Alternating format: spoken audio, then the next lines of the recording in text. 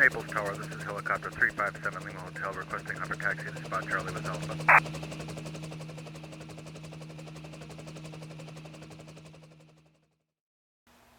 Hello everybody and welcome back to HeliSkunk. I am Rob. I would like to first thank you for all of your comments and emails, and also a special thanks to my subscribers and thanks to all of my viewers. This video is going to be the setup and first flight video for the Blade mCP-X. So let's first start out with battery considerations. Our selector charger. Now the batteries, I'll set this here for a moment. Batteries for your mCP-X are rated at 200 milliamps. Now generally speaking, when you charge any LiPo pack, you want to charge it at its capacity current, in this case which would be 200. That's always advisable because when you do that, it prolongs the life of your battery. You'll get the maximum life out of your battery, and also the wear leveling, in other words how much current the battery can provide over time, also stays up. However, it takes a long time to charge them at that capacity, so what I would recommend is, if you want your batteries to last a long time, you should charge them at 200 milliamps, but it is okay to charge them at 300 milliamps, which would be overall 150% of the capacity of the battery. You can charge them at 400, but be aware that your batteries will not last as long. The wear leveling of the battery will not be as good. Wear leveling, what I mean by that is that even though you can charge a battery up to capacity and it will still run your heli, it won't be able to provide as much juice, as much amperage at any point along its charge. They just kind of wear down in their current capacity even though they still work. So anyway, I'm going to say that the best policy is to charge it at 300 milliamps. You use these switches at the bottom to set where you want it, and then you press and hold that button for a second to start the charge. And under that charging current, it should take roughly about, I don't know, from if a battery's been completely discharged down to its nominal voltage, about 30 to 40 minutes, I would say. So I just wanted to get that right out of the way quickly. I have my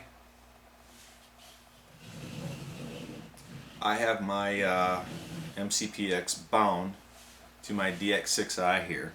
Get this out of the way. I have it bound to my DX6i, and I've put in some of my own adjustments. Now what's cool about this, Horizon Hobby got wise to this, because there were so many people who would ask when they would get a new heli, like say the Blade SR or the Blade 120 SR, what are the best settings to put into my DX6i or my DX7? Well, if you look on page 6, I actually did look at the manual this time.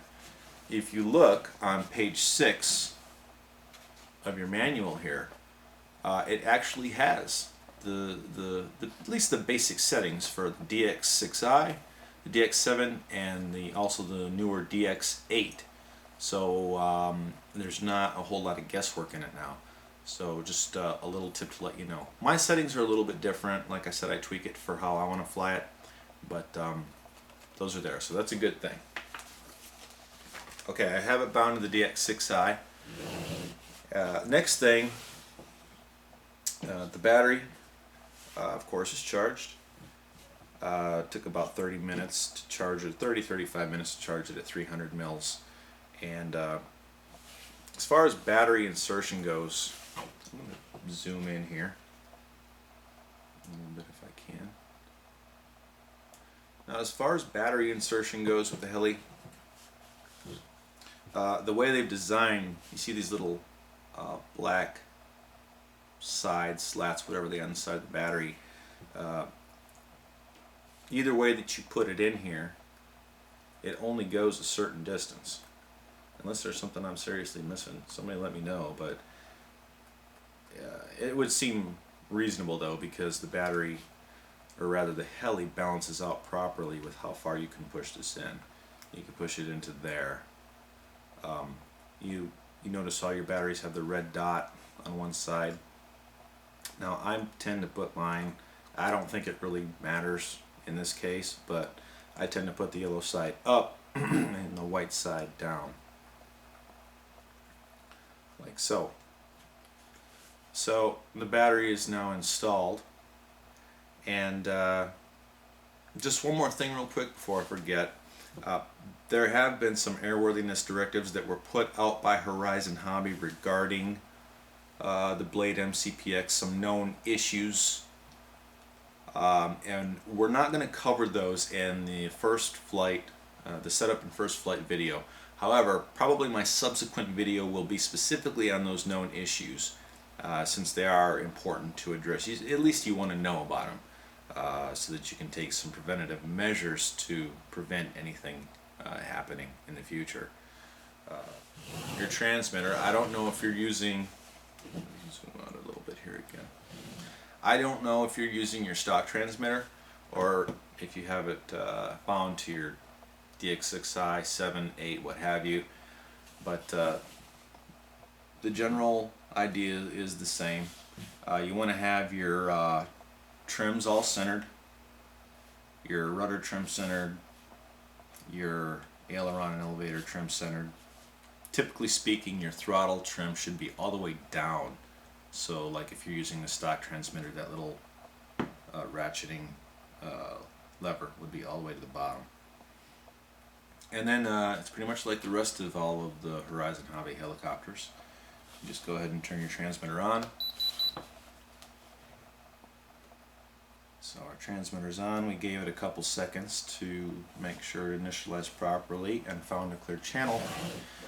And now I'm going to go ahead and connect up the battery. You'll notice also, if you look closely at your battery connector, you will see a red dot, and clearly that is meant to match up with where the red dot is on the battery, so there's no confusion as to that. So I'm going to go ahead and hook this up and turn it upright.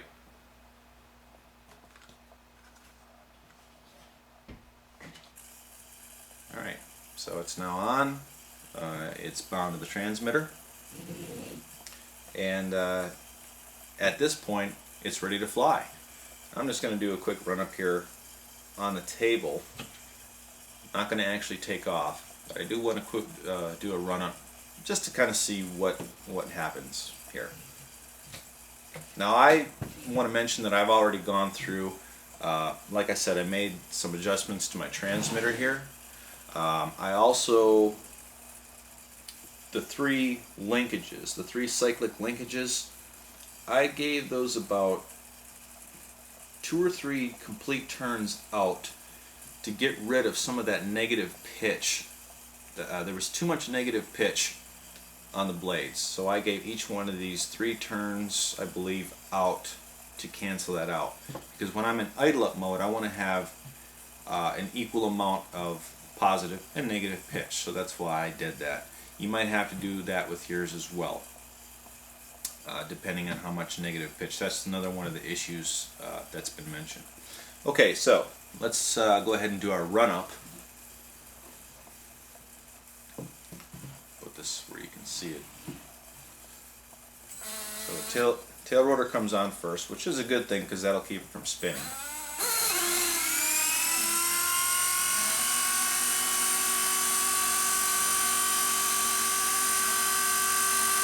There we have it. We'll try our tail there.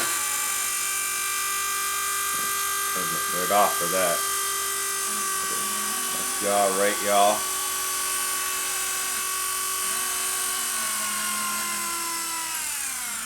Alright, so that's our run-up.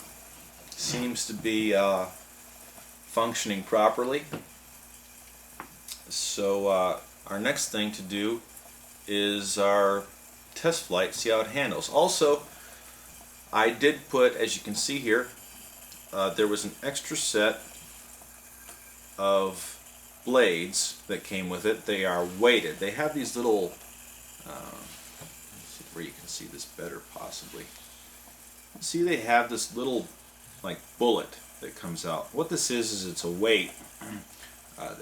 Essentially what it does is it shifts the center of gravity of the blade slightly more forward, and protruding out from the leading edge of the blade, it's also going to make it a little more stable, so that the pitching moment will be more difficult for that to happen without specific control input from the pilot.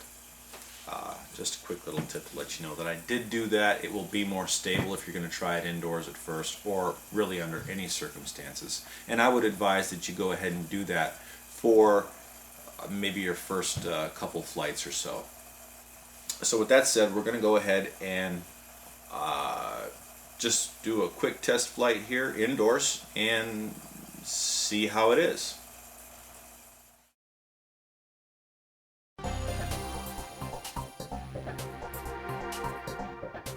Okay guys, at this point unfortunately I don't have a videographer here at the moment, so I'm going to have to rely on a wide-angle stationary mount to capture this, but let's go ahead and rev it up and see how it'll do. I'm standing about a foot behind the camera. Go ahead and power it up.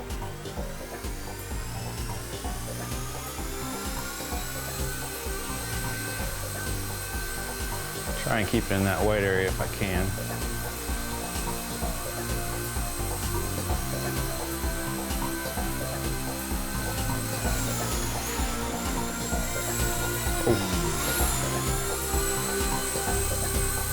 Kind of swooped down to the floor and then I swooped it up real fast again. It's kind of interesting.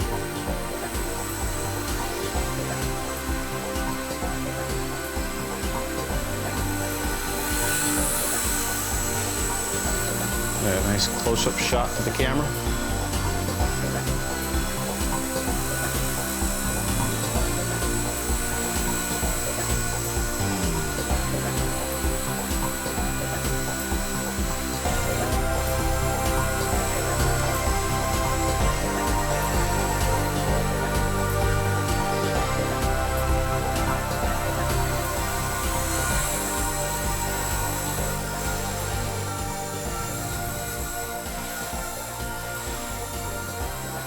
Try a little idle up here.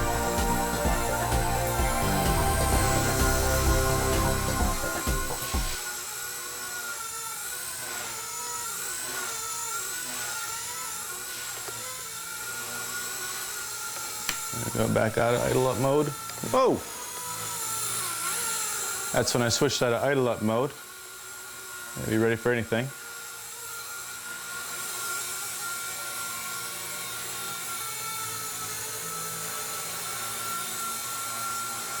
So I think there you pretty much have it, guys.